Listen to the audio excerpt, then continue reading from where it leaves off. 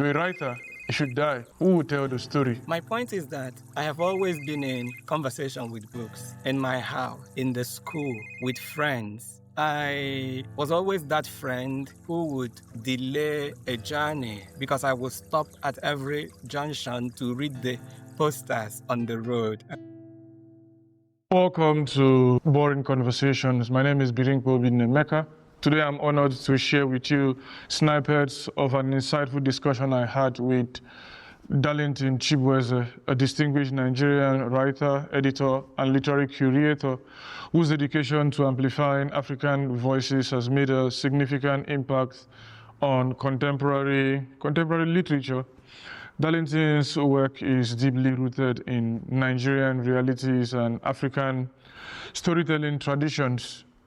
In our conversations, he navigated themes of identity, themes surrounding memory, around literature and cultural responsibility with clarity and gravitas.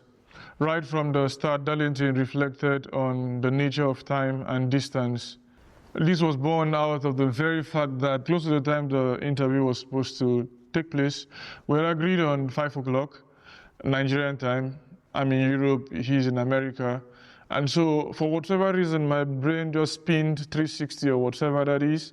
And all of a sudden, gave me the wrong impression that 5 p.m. in Europe is 6 p.m. in Nigeria. As such, it was already 5 p.m. in Europe.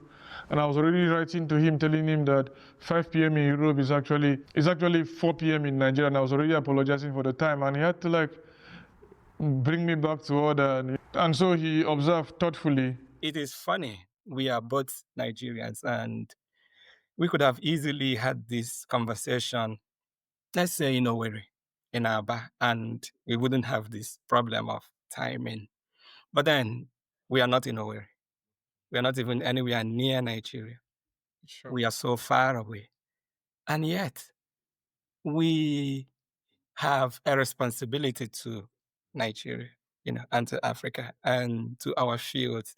And for me, for literature and arts. This particular sense of connection, despite physical separation, underscored much of what became of our conversation. And when asked about how literature found him, Darlington spoke candidly about the lifelong companionship with the written word. I cannot remember any moment that that I discovered literature or that literature discovered me. I think that maybe I have traveled with literature all my life. He recounted childhood memories of writing on walls with chalk, and a habit that others found annoying, but which reflected an early passion. When I was much younger, when I was a child, I had this very annoying habit, annoying in the judgment of adults, of defacing our house, the walls with chalk. I was always writing, and then I was always writing. And it was annoying, of course. Adults were cleaning, they were warning me, but I couldn't listen. It was something I loved doing. I wasn't such a fantastic football player, but I was a great goalkeeper. So I spent my time reading and writing. This early attachment to words and stories shaped his path. Personal loss intensified his literary engagement. While reflecting on the death of his mother in 2006, Darlington said, "When my mother passed in 2006, she was my very great friend. And to feel that absence, I embraced literature and writing even more." He shared how reading Buchi Emecheta's The Joys of Motherhood offered him a complex portrait of resistance. When I read Buchi Emecheta's The Joys of Motherhood, it was so great. And I was thinking about it.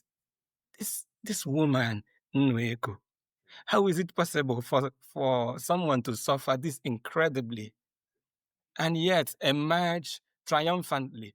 He acknowledged that not everybody agreed with this interpretation, noting his brother's view about the subject matter. Many people would disagree with me that she emerged triumphantly. For instance, my immediate elder brother, who read the book and said, wow, Nwego was such an angry, bitter woman who did not answer prayers to women who called on her, for children. But I didn't feel that way. I felt like, well, this woman had gone through a lot. And if she's not willing to answer the prayers of people calling on her for children, maybe for a woman who had 9 children, she does not see the need for other women to put themselves in position of misery because they want to have children. But for Darlington, she represented endurance, and that was it for him. I am not sure that the things I wrote then made sense. Did they even have to make sense? My point is that I have always been in conversation with books, in my house, in the school, with friends. He described himself as a perpetual companion of stories, whether in the home, school, or on the road. I was always that friend who would delay a journey because I would stop at every junction to read the posters on the road.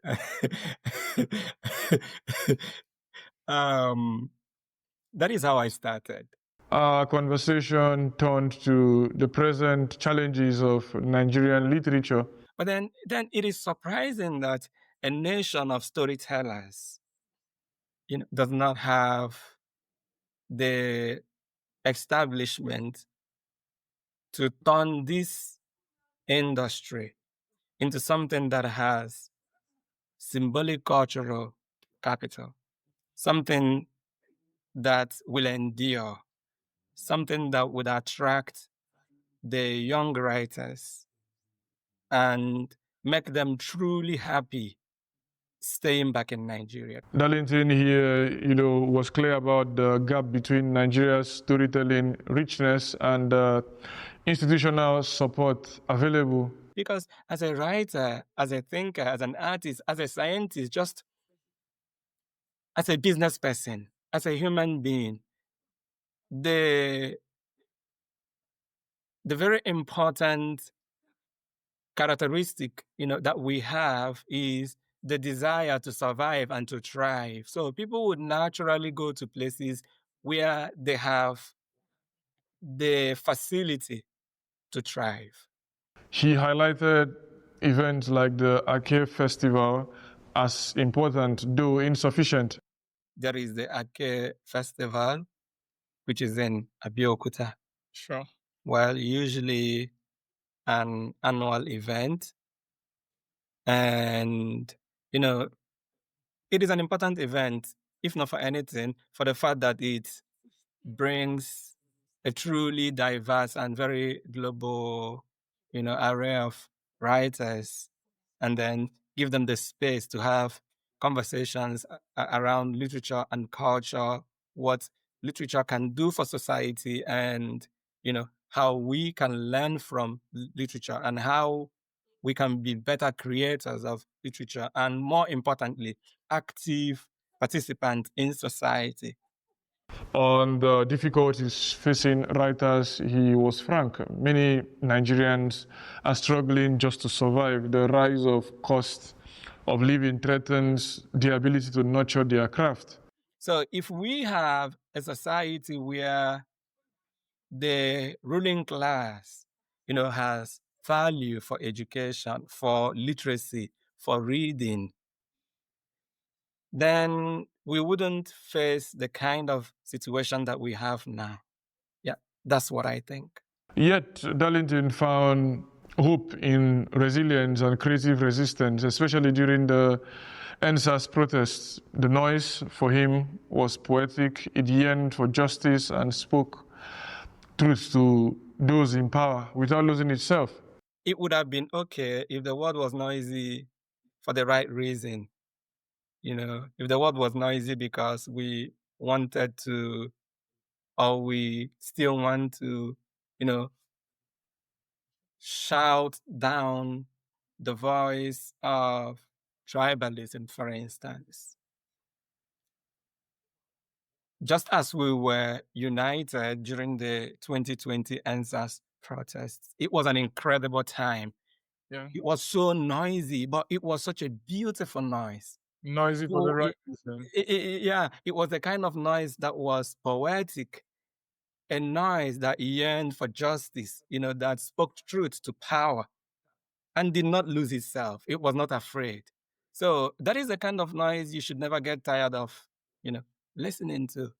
He recounted the chaos of the Lekki Tollgate protest and his personal experience. In 2020, during the NSAS protests, I participated.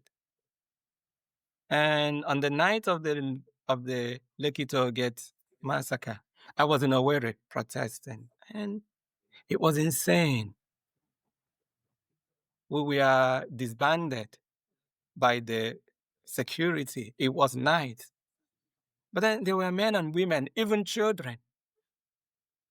We all stood for something that we believed in, that our lives mattered, and that we needed to be alive. And even if we were supposed to die, we should be, let alone to die in peace.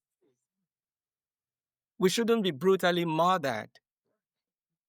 Our lives should not count for nothing. And then, but it seems to them that what we were saying was stupid. It shouldn't be said. And then our voices were targeted, nearly silenced. So what would the writer do at this point? But then it appears that we are dealing with, something more insidious, something more terrible, something more sometimes openly evil. A friend's words to him during that time crystallized the role of the writer. I remember my friend saying, that night, he said, Darlington, you have to go. I said, don't you also have to go? He said, well, you are a writer. If you die, who will tell the story? You're a writer. You should die. Who will tell the story? This conviction led Darlington to co-edit an anthology, Who Gave the Order, the history of the NSAS movement dedicated to documenting and preserving the experiences and memories of that turbulent period. In 2024, in collaboration with Brito Paper and Masobe Press in Lagos, I decided to edit an anthology titled Who Gave the Order? The History of a People's Movement. So this book is dedicated to the NSAS protests, to the events that led to the protest itself. It is in honor and in remembrance of those who died, either demanding justice or who were just killed, or whose lives were destroyed, who were judged, condemned, targeted for either being too beautiful or for being too rich or for even being too poor. You are just a victim of so much in Nigeria that the level of victimization has become so insane that you do not know how to account for it. So what we have done with this project, which will be published in October. Yes, I think it is on October 2nd. Yeah, is to document in deeply personal but also historically accurate details the experiences of people who either participated in that protest or had people who were victims of the protest. So the anthology and the writers, we are committed to not letting the Nigerian state to say the final word on that moment. We want to tell our story, even if it is going to be the informal history. We want to tell the story. We want to leave our own account. We want people to know what happened. So we can't leave that to the government to do.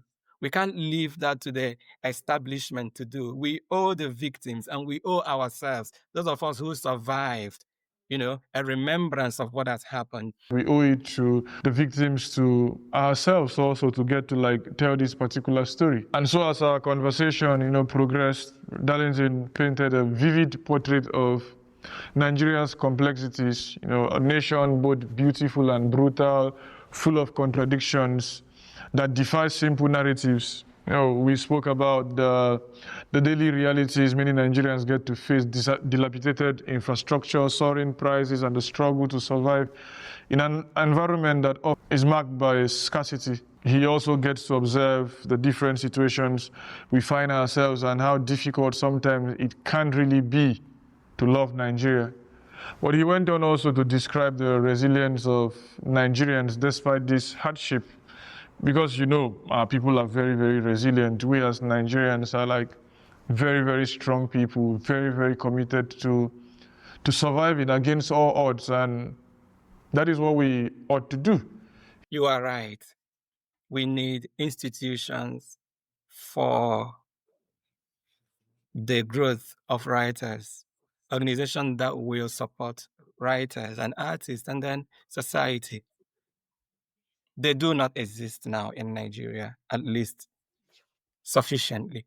He emphasized the necessity of embracing the full complexity of Nigerian life in literature and culture, and many young Nigerians are doing that, and he also was very happy and is also still happy for such eventualities and for how things are. Turning to the literary landscape, Darlington spoke candidly about the challenges of writers and editors that they get to also equally face in a place like Nigeria. We don't really have enough institutions to see to it that our works continue to go on. You are right. We need institutions for the growth of writers, organizations that will support writers and artists, and then society. They do not exist now in Nigeria, at least sufficiently. But he also highlighted the critical role of platforms and how they need to bring about, diverse voices to discuss literature's role in society. But he also stressed that much needs to still be done in these regards. And so we need more and more festivals and a whole lot of stuff. But then on the obstacles young Nigerian writers face, he was frank, and he had to talk about the idea that they just have to find a way of keeping things going and trying to do a whole lot. So if we have a society where the ruling class, has value for education, for literacy, for reading, then we wouldn't face the kind of situation that we have now. Despite these difficulties, he spoke of the powerful creativity and courage that continue to emerge from Nigeria's cultural landscape. In and about these the themes we looked at in our work and how we ordinarily try to assert the fact that we matter. Remember his friend who told him, that he has to live to tell the story. He has to, Darlington, you writer, if you die, who will tell the story? This awareness, motivates him, and it should also motivate you to try to curate in your own life and try to keep the account and be the storyteller in your family, trying to, preserve truth and try to speak truth to power. That is the most important thing, speaking truth to power, speaking truth to those who need to hear this. As our conversation drew to a close, he reflected on the enduring power of storytelling as both a form of resistance and a source of hope amidst Nigeria's complex realities. He emphasized that literature is more than what many persons get to see it. It is vital to bearing witness and preserving memory. There is something that we have as human beings, and it is the gift of freedom to express ourselves, and it is the gift of wonder, of surprise, to find new things and to implement new ideas. It is also the gift of historical accuracy. He is grateful for the gift of writing because as he gets to look within his own life and look out of his own life, he cannot but help come to express the complexities inside of him and how he feels about that. He also spoke about the importance of mentorship and nurturing emerging voices within African literature, but also was very, very positive and open as it concerns the idea of giving people the chance to be free, because every writer and every artist deserves freedom.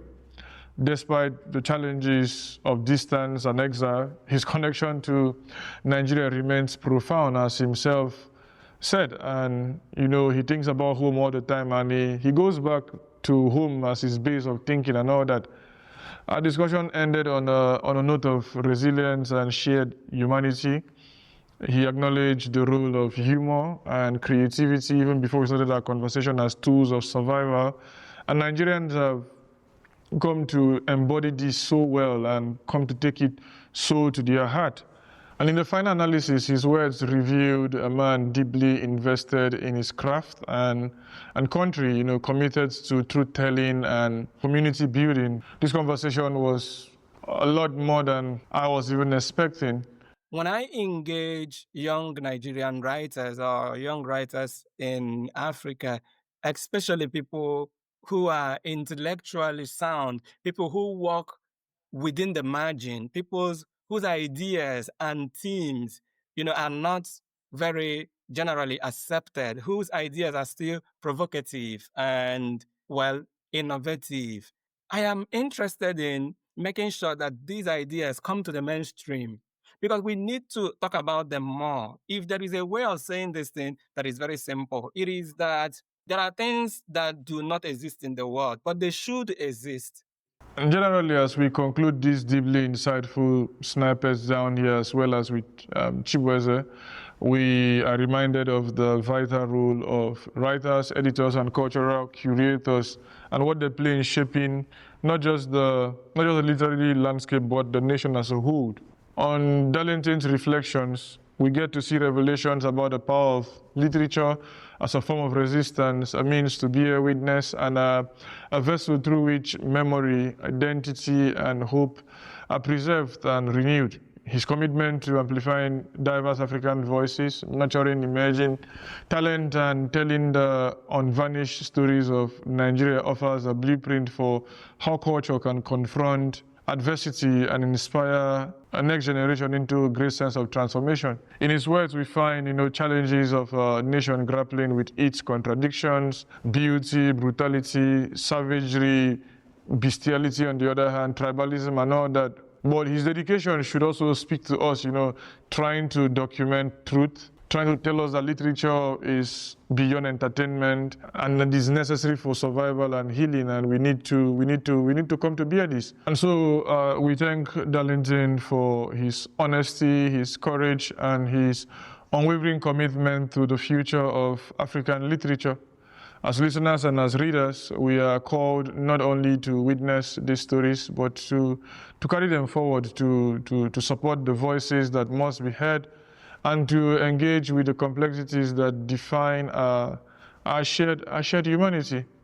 May this conversation get to inspire deeper understanding and renewed dedication to the power of words as tools for justice, memory, and hope. Thank you for joining us. And if you've listened to this particular point, the interview will be made available in 3 days' time on the channel.